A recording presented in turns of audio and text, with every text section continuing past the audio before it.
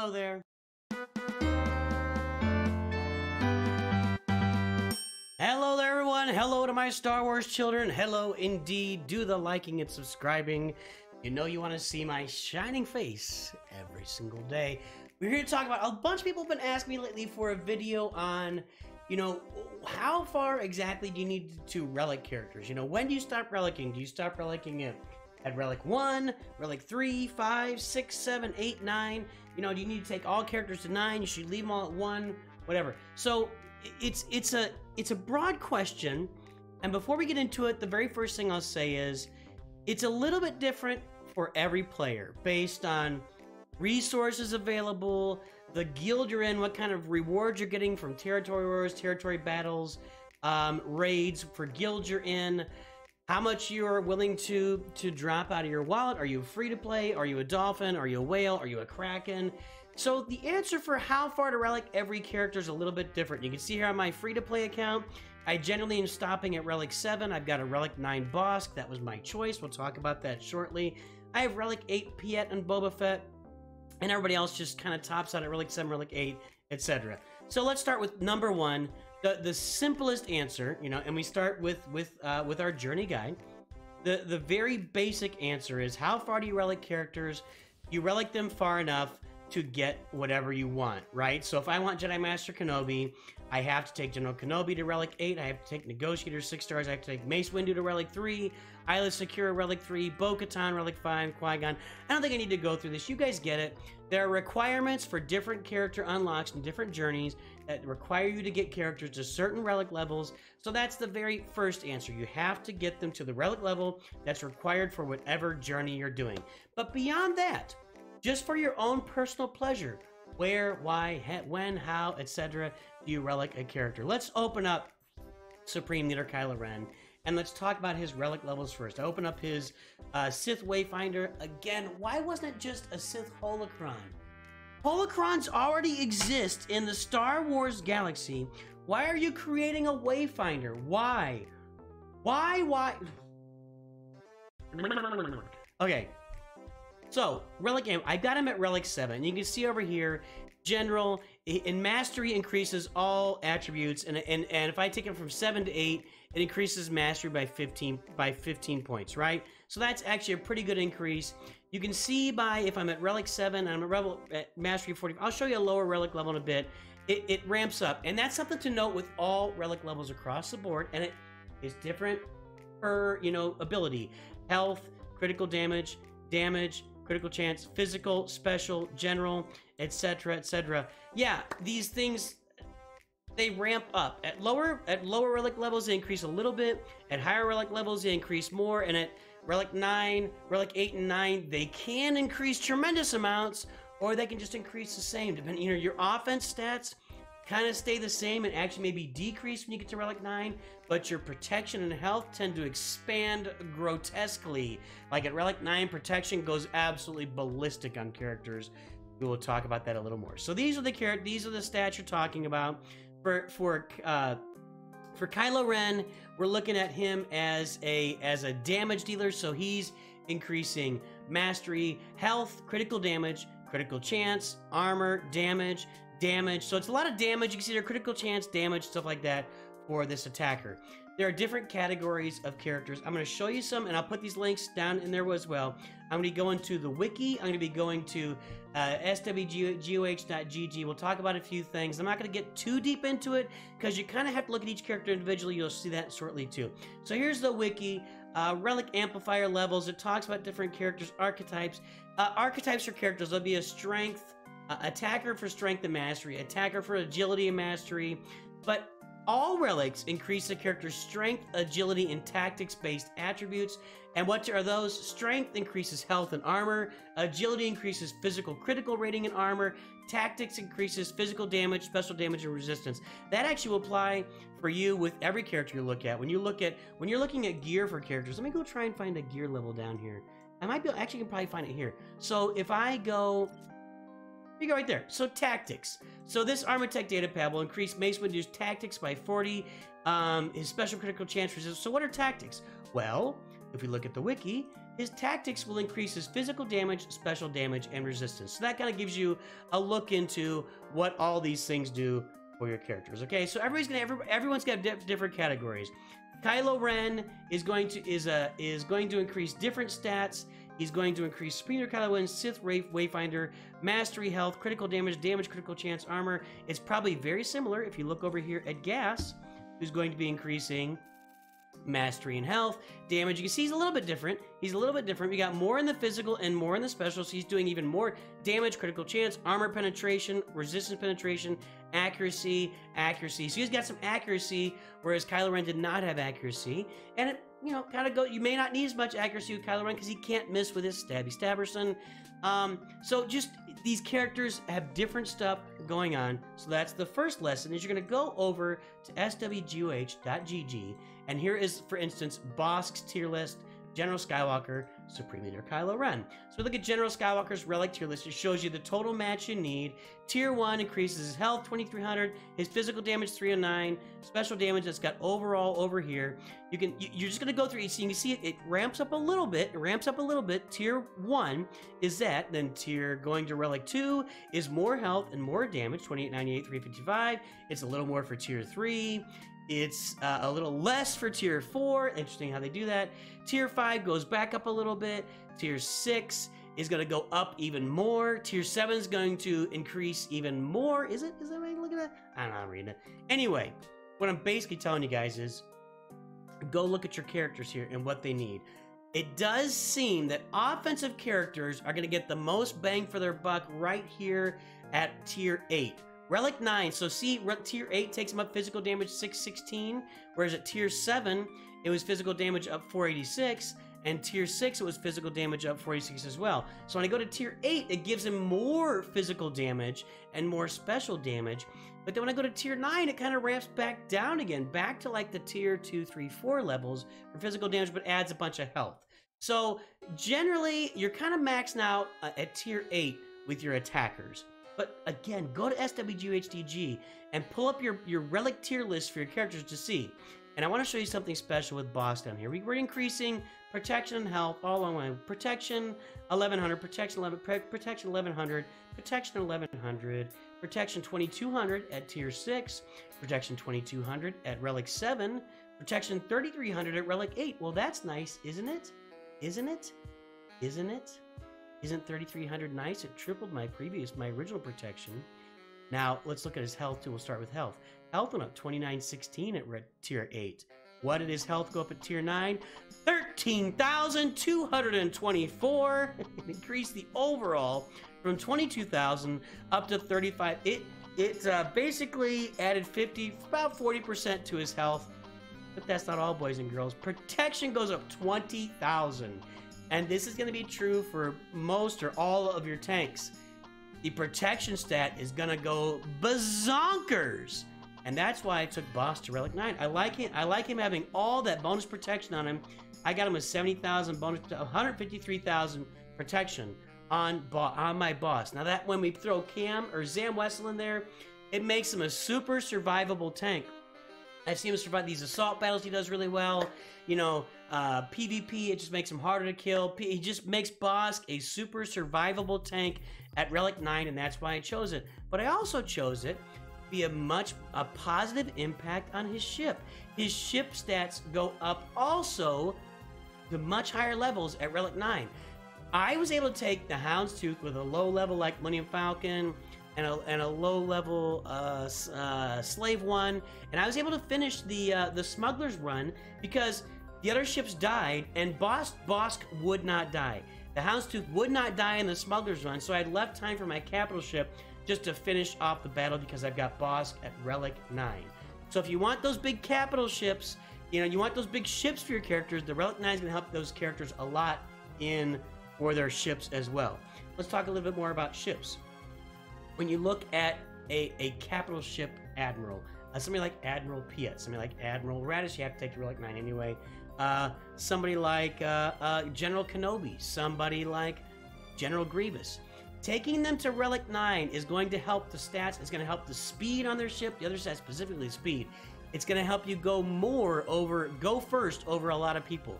So taking a capital ship character to Relic 9 can be really beneficial for your fleets to really increase the stats on that capital ship. By the way, mods also do the same thing, increasing those mods, getting all to like gold, 6-dot gold mods can really help your capital ship as far as especially speed and going first. So capital ship captains, big tank characters. Who else would be a tanker? General Kenobi. If I look at General Kenobi's relic levels, he's increasing mastery, health. There's that big health. We go from 22,000. If I go to Relic 9, 22,000 up to 35,000. He does not, and he has the protection add too, 13,000 up to 33,000. He's like almost tripling his protection from going Relic 8 to Relic 9. Plus, it would help his capital ship. That's where you get the most bang for your buck, is the tanks. Taking the tanks to Relic 9 is the biggest bang for your buck that you're going to for anybody. If I look at a tank like Kylo Ren on Mass now, he doesn't benefit as much from protection as other characters do, but the health is a super benefit to him. Got these same stats in here. The tanks are going to be the biggest beneficiaries of Relic 9. A lot of times your attackers, if you're looking for relic levels but you want to be economical, Relic 8 is where you want to take them and then kind of leave them there because they get a lot of bang for their buck, but then the bang for the buck for offense stats kind of fades at Relic 9, whereas the bang for your buck on tank stats just goes bazonkers at Relic 9. So that's kind of the guide, guys, that you have to go and really do your own feel out. Look at your roster, pull up your characters, see how they're going to be impacted by their relic levels on SWGOH.gg. Log in over there, find your character. You can even just pick the character in and take a look at them and see how they're impacted by tiers of relics so you can understand that better as you play the game and decide what relic levels to take characters to. Another note here. I did take Captain Phasma to Relic 7. That's because when her Datacron was out, she needed to be at Relic 7 for it to work. So I made that choice as a personal decision. Again, this is a free-to-play account. I didn't pay any money for it. But I decided to take her to Relic 7 for the Datacron. So Datacron abilities for characters do not activate until Relic level 7. Another consideration with Datacrons is characters like, if you scroll down here, you think about a character like, here we go, First Order TIE Pilot at Relic 3.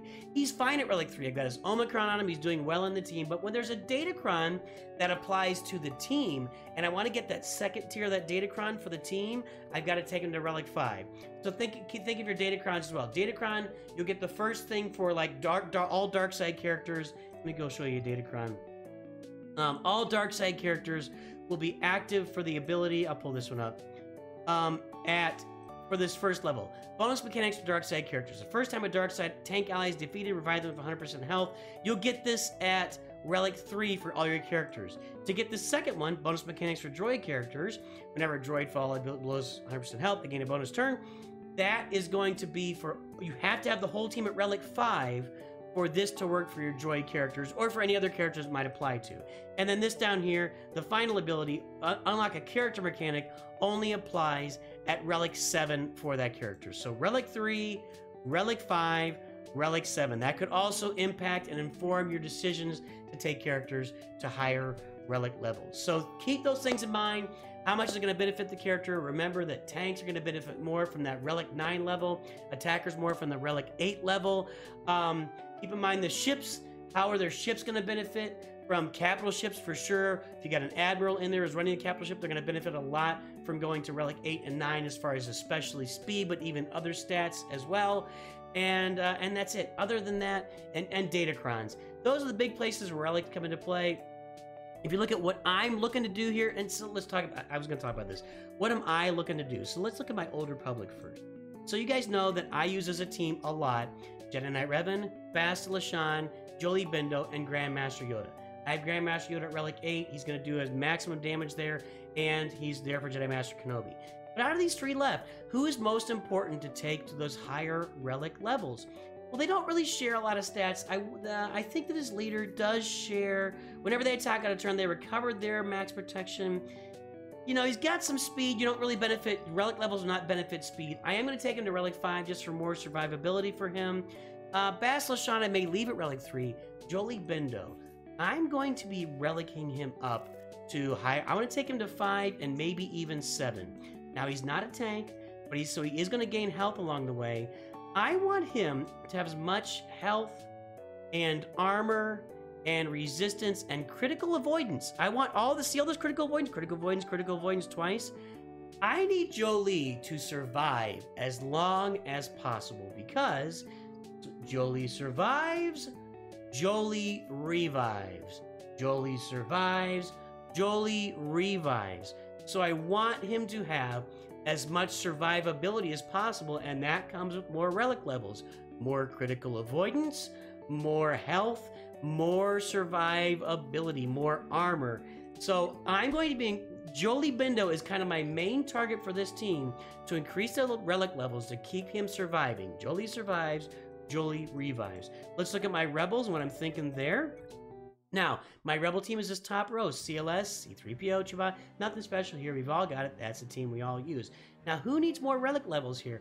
Obviously, increasing these guys to 5, 7, 8. Well, they're an offensive team. It'll increase their offense a lot, right? But I'm thinking 5 across the board. But I'm thinking I'm going to go to 7, maybe even 8 with Commander Luke Skywalker. Now, why is that? Sure, he's the leader. He does a lot of great things. I love this guy. He's special. He holds a special place in my heart. But 3PO and Chewie, right here. If the allied leader is a rebel, 3PO and Chewie gain 40% of the leader's max health, protection, offense, defense, potency, and tenacity at the start of the first encounter, and rebel allies gain half that amount. I am sharing CLS's attributes, all of his stuff. Well, not all, but a bunch of his stuff with the rest of the team. I'm sharing CLS's stuff with the... Now, potency and tenacity and speed are not impacted by relic levels. Just keep that in mind. But the higher I get CLS, I'm going to be sharing his health, his damage, his... was armor in there? I don't know if they were. His damage, his critical chance, I think that was in there too. I'm going to be sharing these stats with the rest of the team, and so I want to get CLS up as high as I can get them. And these are the types of things you need to look out for. Does your character share abilities with the rest of the team? Do the abilities that your character have, if Jolee stays alive longer, does he do more reviving? You know, you just have to keep that stuff in mind as you look through your teams. You make your own personal decisions for what characters you're going to relic to what levels. One last look here.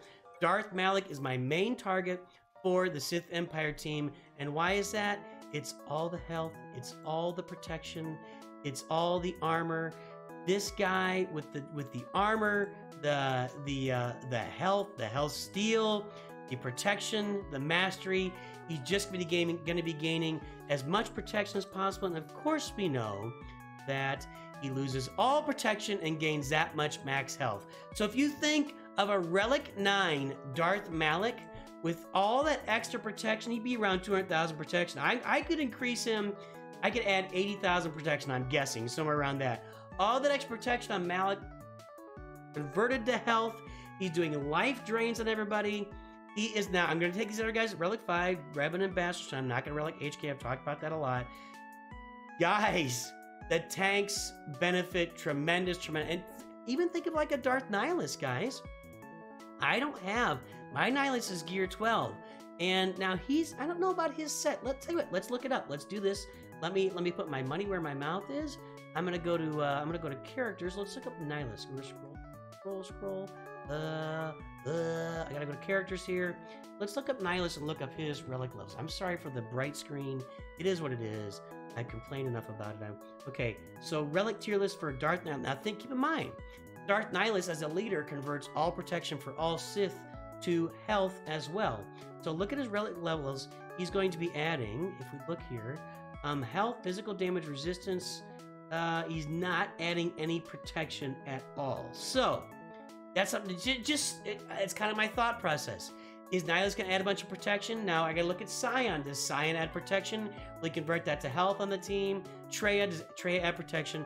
Those are the kind of things you want to think about as you inform your decision to relic up your characters, where to stop relicing them, where to leave them, etc., etc., etc. Hopefully this helped you guys realize and look at your roster, where you're going to relic, where you're going to take it, who you're going to relic next. Let me know in the comments. Who are you going to relic next? You're going to take them to 7, 8, 9, 5.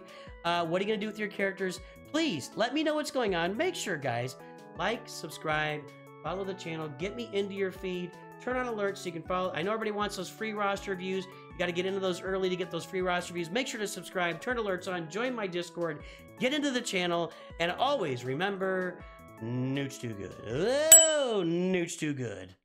With that.